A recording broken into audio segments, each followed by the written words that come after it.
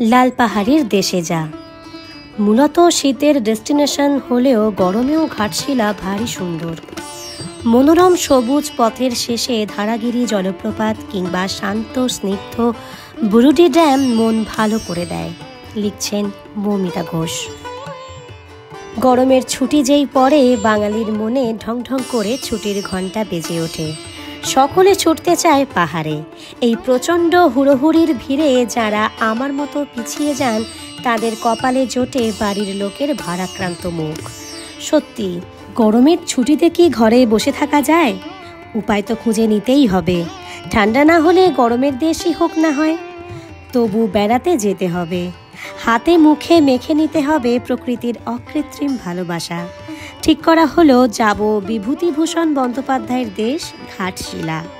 বুরুডি ড্যামের কাছে দীঘা নামক পাহাড় ঘেরা গ্রাম হলো আমাদের ঠিকানা।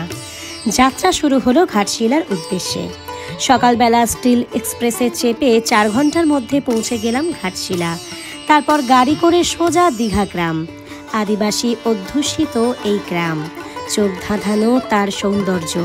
শাল পলাশের ঘন জঙ্গলের মধ্যে দিয়ে গিয়ে পাহাড়ের পাদদেশে সাজানো ছবির মতো সুন্দর এই গ্রাম। ছোট ছোট সাঁওতাল কুটির, ভীষণ পরিষ্কার পরিচ্ছন্ন। দেওয়াল মেঝে এমনকি সামনের সরকারি কংক্রিটের রাস্তাও ঝকঝক করছে, একটু ময়লা নেই কোথাও। প্রতি দরজায় আলপনা আঁকা। রিসর্টের ভিতরটা ছিমছাম, প্রচুর আম গাছ, লেবু গাছ, ফুল গাছ। আর একটু দূরেই মৌনি পাহাড়। আমাদের প্রথম দিনের বিকেলের গন্তব্য ছিল বুরুডি ড্যাম ও ধারাগিরি জলপ্রপাত। বুরুডি ড্যামকে পথে ফেলে আমরা এগিয়ে গেলাম ঘন জঙ্গলে ঢাকা পাহাড়ি পথ ধরে ধারাগিরির দিকে। যেতে যেতে অসংখ্য শাল গাছের জঙ্গল আর সবুজের হাতছানি বরফে ঢাকা পাহাড়ের দুঃখ দূর করে দিল। খুশির কথা, যতটা গরমের ভয় পেয়েছিলাম ততটা গরমও নেই। বাসাডেরা গ্রামের এক জঙ্গলের মধ্যে এসে গাড়ি থামল। বাকিটা হাঁটা পথ, বেশ ঘন জঙ্গল। পাথরের খাঁজে খাঁজে পা ফেলে কখনো ডালপালা সরিয়ে হাঁটতে হয়। জুটে যেতে পারে সাপ, পাহাড়ি লাল বিছে বা হাতির দেখা। ঢাকা জুতো ট্রাউজার পরে যাওয়াই কাম্য।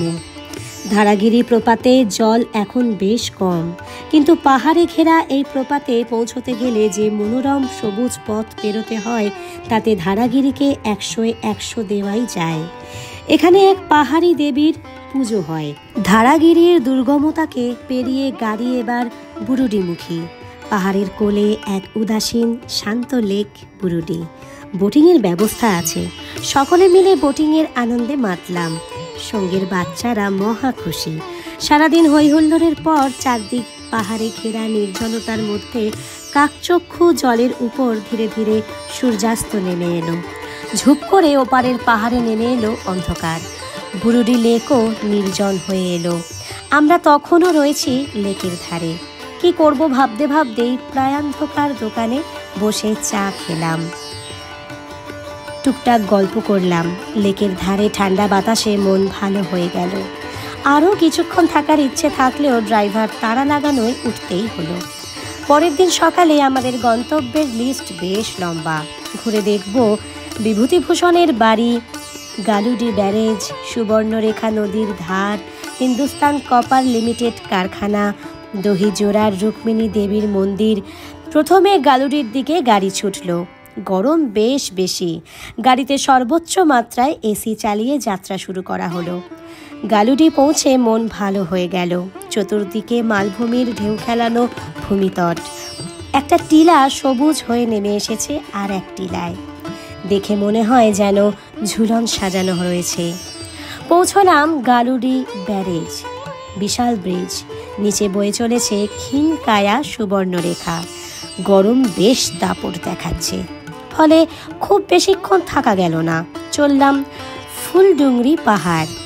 এই পাহাড়কে ঘিরে থাকা রাস্তা ধরে পাহাড়ের চূড়া অবধি গাড়ি নিয়ে পৌঁছানো যায়। মনোরম প্রাকৃতিক দৃশ্য চোখকে আরাম দেয়। ওখানে কিছুক্ষণ কাটিয়ে এবার আমাদের গন্তব্য আরণ্যকের সৃষ্টিকর্তা বিভূতিভূষণ বন্দ্যোপাধ্যায়ের বাড়ি। বাড়িটির রেনোভেশন করেছে ঝাড়খণ্ড সরকার। এই ছোট্ট এক চিলতে বাড়িটিতেই থাকতেন বিভূতিভূষণ বন্দ্যোপাধ্যায়। বাংলা সাহিত্যে তার অবদানের কথা ভোলার নয়। বাইরে কথা সাহিত্যিকের আবক্ষ মূর্তি, এক টুকরো উঠোন নিয়ে বাড়িটি আজ ফেলে আসা কালের স্মৃতি বয়ে চলেছে। এরপর রওনা দিলাম দহিজোড়ার রুক্মিণী দেবীর মন্দিরে। পাহাড়ের উপরে মায়ের মন্দির পর্যটকদের কাছে অন্যতম আকর্ষণ। সকাল থেকেই দূর দূরান্তের দর্শনার্থীদের ভিড় জমে। স্থানীয়দের ভিড়ও কিছু কম নয়। মন্দিরের চারপাশের প্রকৃতি মাহাত্ম্য দেবী মাহাত্ম্যকে আরও বাড়িয়ে তুলেছে। শুনলাম এখানকার কালাকাঁদ নাকি খুব বিখ্যাত। খেয়ে বুঝলাম বিখ্যাত হওয়ার মতোই স্বাদ। এটি এখানকার এক অসাধারণ সৃষ্টি। খাওয়া দাওয়ার পর বেশ কিছু কিনে নিলাম বাড়ি নিয়ে যাব বলে। পথেই মা রুক্মিণী ধাবা, জম্পেশ করে খেলাম আমরা। খাবারের স্বাদ অসাধারণ। এবারে রিসর্টে ফেরার পালা। বিকেলে পায়ে হেঁটে মাঠ পেরিয়ে কাছের পাহাড়টায় গেলাম। এখানের সব পাহাড়েই 20-25 মিনিটের প্রচেষ্টায় চূড়ায় ওঠা যায়। সাবধানে পোকামাকড় সাপ দেখে একটু জঙ্গল পেরিয়ে চললেই হলো। আমরা দল বেঁধে চললাম পাহাড় জয় অভিযানে। উপর থেকে চারদিকের পরিবেশ দেখতে ভারী ভালো লাগে। কিছুক্ষণ ওখানে কাটিয়ে নেমে এলাম। তখন বিকেল প্রায় পড়ে এসেছে। গরু নিয়ে চাষিরা ঘরে ফিরে গেল। বিশাল তেঁতুল বৃক্ষ, নির্নিমেষ দিগন্ত ছুঁয়ে থাকা পেঁজা মেঘ, রুক্ষ মাটির টান সব কিছুকে পিছনে ফেলে ঝুপ করে সূর্য ডুবে গেল। পরের দিন সকালবেলা খেয়ে দিয়ে বেরিয়ে পড়লাম পুরুলিয়ার দুয়ারসিনির উদ্দেশ্যে। পাহাড় জঙ্গলে ঘেরা ঝকঝকে পথ, পাহাড়ি সাতগুরুং নদীকে পাশে রেখে রাস্তা চলেছে। এত ঝকঝকে রাস্তা আমি কখনো দেখিনি। একটা কাগজ পর্যন্ত পড়ে নেই কোথাও। এদের থেকে শেখা উচিত কিভাবে নিজের মাতৃভূমিকে ভালোবাসতে হয়। দুয়ারসিনিতে কচ্ছপাকৃতি এক পাথরের পুজো হয় মা দুয়ারসিনির মূর্তি রূপে। মন্দিরের পাশেই ধাপে ধাপে পাহাড়ে ওঠা যায়। উপরে উঠে দেখলাম পাহাড়ের চূড়ায় একটা চমৎকার বসার জায়গা করা আছে। মনোরম প্রকৃতির বুকে বসে থাকলাম বেশ কিছুক্ষণ।